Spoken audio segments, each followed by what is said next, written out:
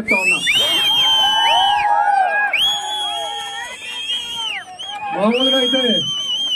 మామూలుగా అయితే పుట్టినరోజులు వస్తుంటాయి పోతుంటాయి, కానీ ఎప్పుడు కూడా ఇప్పుడు ఇంత నియోజనం కానీ, ఇంత ఆప్యాయత కానీ, ఇంత అభిమానం కానీ నేను ఎప్పుడు చాలా నీలో చూస్తా ఉన్నా.